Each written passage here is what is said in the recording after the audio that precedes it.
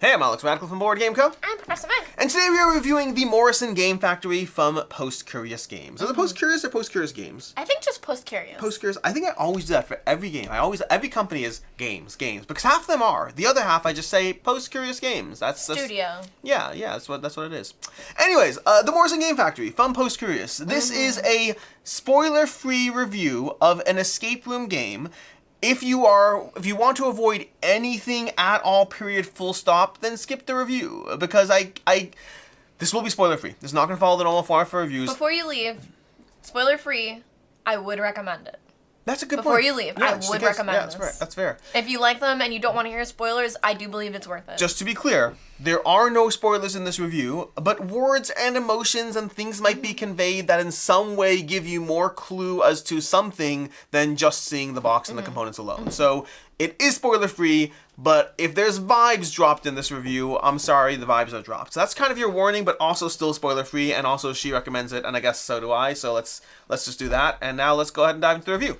Well, how about to give like a little bit? Should I just read what's on the back? Sure. To give a little bit of a So description don't leave yet. This one, maybe. Don't leave yet. If you already left, come back. This is just on the back of the box.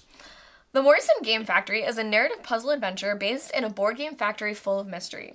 On the outside of the factory is busily churning out games for the whole family to enjoy. On the inside, hidden messages and untold stories await. Solve riddles, crack codes, and unravel the secrets of the Morrison Game Company, all while falling in love with the characters of the sweet and funny puzzle tale. So that was helpful. Because part of what I wanted to cover at some point is how this can be an emotional journey. And I didn't get that from the front of the box. I didn't get that it was an emotional journey. And that, literally, my entire warning about spoilers was I wanted to be able to convey to you that this is an emotionally rewarding journey, and I did not know to expect that when I played this game. But the box says you'll fall in love with the characters, so they had you covered. Good job, Meg. Thank you for that. Now, I'm just going to say this now. I am a huge fan of Post-Curious. I think that is going to come through in this video, and, you know, I am just a huge fan. So to jump into this while we start talking about it, Alex and I did say, so I've seen them at conventions and things like that, so I am going to open the box and show you what you see at the beginning. Everything you see here is stuff you'd see right away. But I'm going to show it, like, very far away and things like that as well. So you get this, like, first sheet, says read me first, tells you what to do, stuff I obviously like that, read it last. all those good pieces. Yeah, we didn't need that. But you can see that you get components like this really cool zip bag that has a lock on it. So from the get-go, you know you have something that's locked, there's stuff inside, there's going to be more puzzles, and it's going to lead to something else. The code is now, 991. You get other things inside the box, like these bits that you have no idea what they have to do with, and then you have other things like these logs. Here's a game board, because it came from a board game company. You can open the game board. Here's a little sheet of like just different games that you could have purchased from the Morrison Game Factory. So I just wonder what all that might mean when you just get to put it all together. Now, all of this will not make sense right away, but it will make sense as you go. Just a quick background. We probably should have done this at the beginning, because intro stuff and all that. This is you missed half the components. I know, I just figured I'd put them over there. I'll do it later. This is an escape room game, which means basically the idea of it, or escape room / mystery. The idea of it is you are trying to solve the mystery of what's going on here. To that end, throughout the puzzle, you'll be presented with clues. Sometimes it'll be a little obvious what you're trying to do, but not necessarily how you do it. Other times it won't be obvious at all what you're trying to do, and you have to even figure out, like, what am I even trying to do here? There is a degree of not app integration, but there is a website where you can punch things in at times to verify your clues and move to the next steps. And at some point, there's elements of slight interactivity, not really interactivity. Like if you're wary of app integrated games, I don't think this counts as that. But again, there is a website you'll be checking things off, and along the way, you'll be figuring out both the story of what's happening here as well as the puzzles of what's happening here. And yes, there are ways to try to probe for hints and clues if you want to. But my usual compliment to Post-Curious that has not changed at all ever yet is every single one of their escape room experiences, and I do not say this about all the companies out there. This is specifically to Post-Curious. Their games feel like they are made for my personal difficulty level. They feel like they are always challenging, so I never feel like, oh, that was easy. I never feel that way. And also, I never have to actually look up the clues. So they have managed to craft game after game. Every time they put on an escape room game so far, and I'm sure it'll change one day, but every single time I'm like, nope. I think one time I looked up one clue just to verify, not even this game, this one of theirs, just to verify I was right. Because I was like, I'm not sure if I'm right, and so I looked at the clue and I was like, oh yeah, okay, I'm right. Okay, good.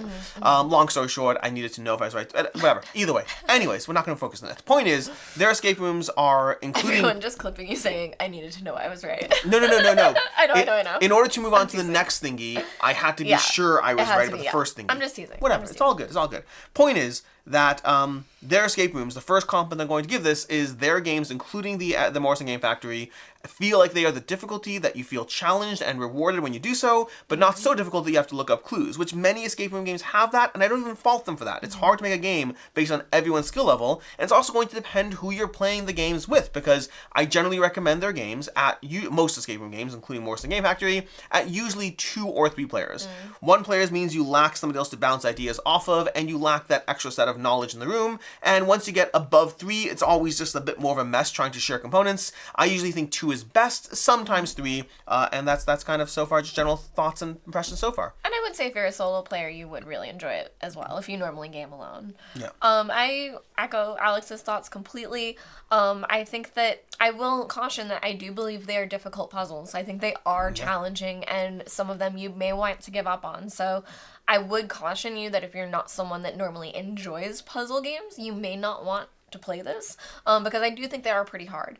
That being said, if this is something that you feel you're able to do, or someone in your game group is, and then they can even kind of teach you, like, oh, well, when I look for this, I look for that, I think that it is accessible, but I would say if it's not your vibe, it's not the game that's going to make you all of a sudden like puzzle games.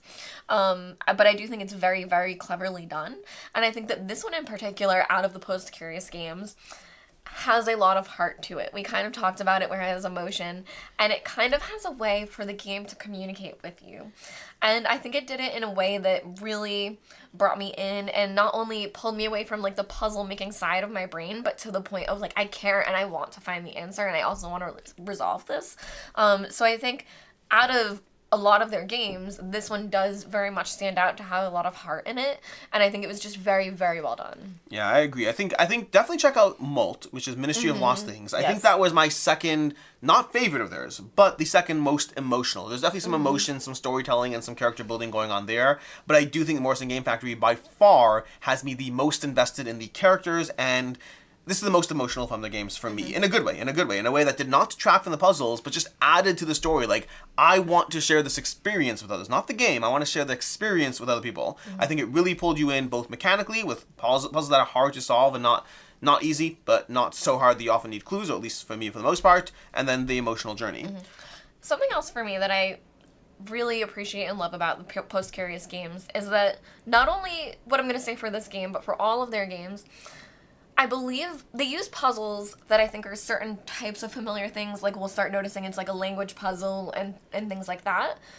And so it's a little intuitive that you're able to get there, but I think that the puzzles they create are so unique and different, not only from game to game, but from other games that you've seen, that I do feel like there are some game lines that either they borrow the same puzzles from game to game, or it's something that is a puzzle that you saw like in school and stuff like that, where it's general matching things that are easy. To put it differently, there's only so many times you can try to solve a cipher of like language, of like, ooh, these symbols correlate to the alphabet. There's lots of ways you can do it. Or like, I follow this green line to this green line, and this red line to this red line, and then the blue line to the blue line. Like, this is much more sophisticated than that, is how I would say it. Like a cipher specifically is something that, a general cipher is something where you can have 7,000 versions of it, but at the end of the day, it's all a cipher. And so very often games kind of borrow on those systems that you've seen.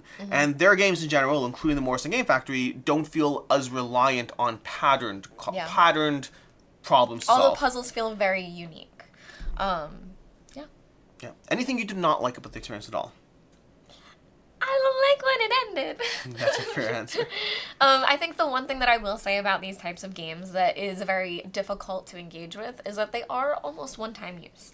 There are some ways that you can reset certain games. You like can reset this fully. Right, yeah. But I believe some things you can only reset so many times. Although that's the one thing I didn't like. I wrote on a component not realizing that the rest of the game could be reset, and that one component was not supposed to be written on, and so I need to do a little bit of a hodgepodge fix it in order to reset it for the next person. But regardless of even being able to reset it, I don't think you're ever going to do the same experience twice. So, I want to share the experience. Right. It would be with the intent to share it. That is the only thing, is that if you are, I do believe that these are highly worth it. I think that if you're looking for a game to get into, I would maybe recommend Molt before this one, just to get into the post-curious world. But that is just the one thing I would caution, is that these are basically one-time use games. You'll be able to gift it to people and hopefully, reset it and things like that, but it's only going to give you the experience once. Yeah, I also think this is a good gateway as far as the length of the game. The box says 2 to 4 hours. I don't remember exactly how long it was, but I would say it's roughly in that range, which makes it a game that, and also the price point, it's not bad either. It's fairly accessible as far as price point, as far as game time, which means you're not signing up for a longer experience that can, again, like something like Emerald Flame, which is one of my favorite games from theirs, if not my favorite, I'm not sure, but that's a longer experience, and if you're not feeling that one, there's a lot more going on. Yeah. This is much more accessible in terms of price point and game time, making it a good one to start with. Again, Molt I think is also excellent, but a good one to get invested into this genre in general and their line of games. Yeah, as far as things I don't like, I'm trying to think if there's anything I don't like past when it ended and the note about whatever. Right. This one, it really felt very charming. Yeah. The other thing I would note is, like you said, you do need a phone sometimes, so there is that Oh, aspect. that one. There's one thing I didn't like. What, using the phone? No, not that. Oh. But yeah, so there is that like I didn't mind, and I actually think with this one in particular it worked very well with the theme. So for me that's not a knock against it, but again, it's something I could see other people not liking. I can't tell you exactly what I didn't like without spoilers, and I said this is spoiler free, so I'm not going to tell you what I didn't like. What I will say is, on the note of ciphers and repeated puzzles, there is one specific type of puzzle that does show up in a bunch of escape room games, and I never like it when it does.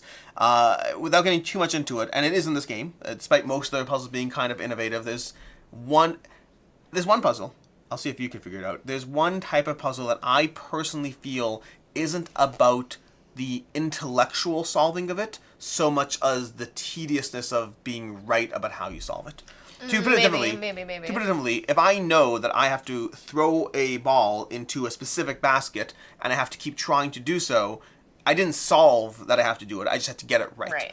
So that's one, again, I'm trying to avoid spoilers here specifically, but there's one puzzle that I don't love in any escape room game, and this had that. That was the only part of the experience that I wouldn't even say I didn't like it, I would just say it was a bit more tedious and didn't feel rewarding so much as brute force-ish, whatever. Anyway, stuff. I will say, now that I'm thinking of other puzzles that were in this, some of them will make you feel like a genius. The moment it clicks, you're like, I need to be a physicist tomorrow. I've figured out the You world. probably shouldn't be a physicist tomorrow, but you'll feel that way. You'll feel that way. Yeah. Again, so this is a kind of weird review because it's trying to be spoiler-free, which means we can be vague about feelings and thoughts and how much we liked it. I think it's clear from this review that we both really liked this game, which means the question that I don't know the answer to is how much did you like this game?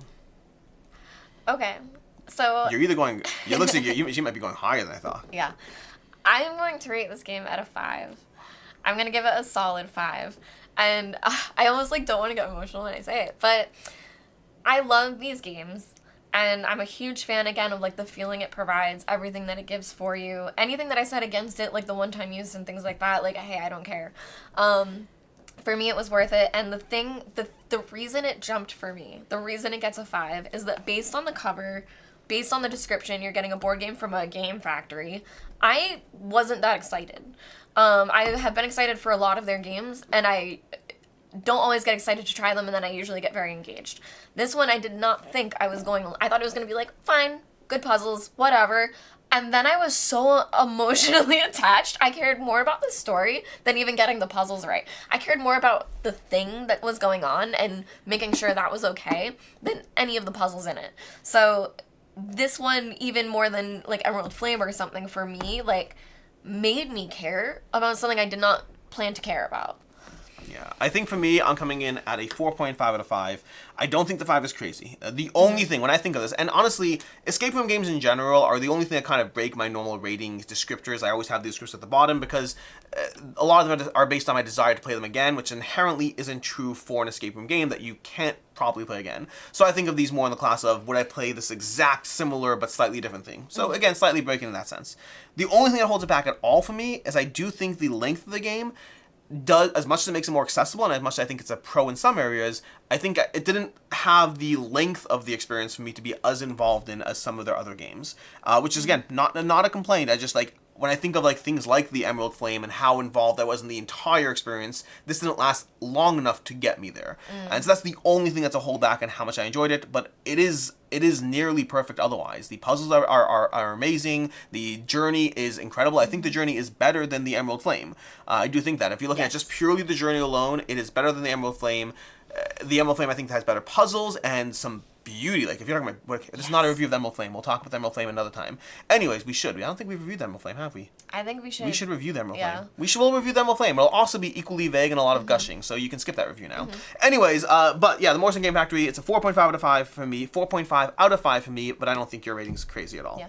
And I would say, just because we're kind of talking all over the place about Post Curious in general, I do highly recommend picking this one up if you're curious to get into the publisher. So both this and Molt are great ones to get into just as like recommendations for what to pick up. And if you are interested in Emerald Flame, they have an apprentice pack that's like 2 scenarios to test how you would like those. So there's also like a smaller pack you can do before you get the whole game, just to see if it's something that you're able to jive with. Anyways, that is your review of the Morrison Game Factory. Until next time, I'm Alex Radcliffe from Board Game Co. I'm Professor Mike. And have a good one. Bye.